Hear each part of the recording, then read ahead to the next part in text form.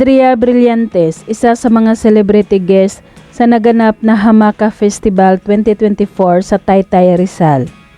Every year ay nakaugalian na ng mga taga Taytay, Rizal ang may celebrity parade at isa na nga si Andrea Brillantes doon na naimbitahan para sa naturang events. At maraming tao na nga ang nag-aabang kay Andrea Brillantes na makita siya sa personal. Katunayan, sa pag-akyat pa lang niya sa sasakyan para sa parade ay marami nang nakabantay sa kanya sa tagiliran para iwas naman na mahila siya ng mga tao. At nagsisigawan na nga ang mga tao na tumungtong na si Andrea at tinatawag ang pangalan niya.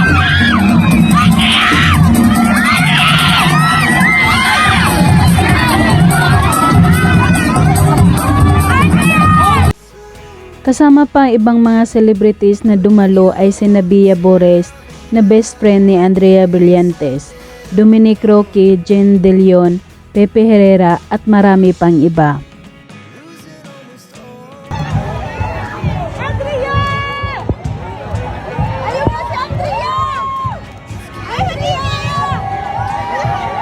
Nakakatuwa lang ang mga fans ni Andrea dahil laging tinatawag talaga ang kanyang pangalan.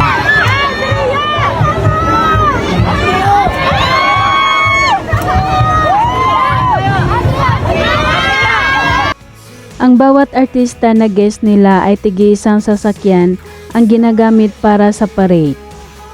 Sobrang daming tao na nag-aabang sa daan at sigawan kapag dumadaan na ang mga celebrities.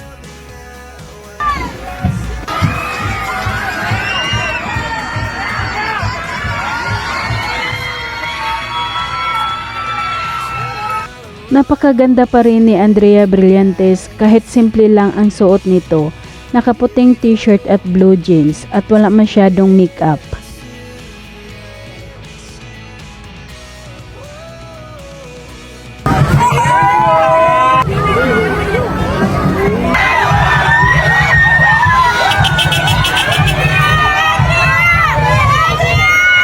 Kung ang mga tao ay kanya-kanyang hawak ng kanilang mga cellphone para makapag-video at kumuha ng picture ng mga artistang dumadaan, si Andrea naman ay kumukuha din ng mga video sa mga taong nadadaanan niya habang kumakaway.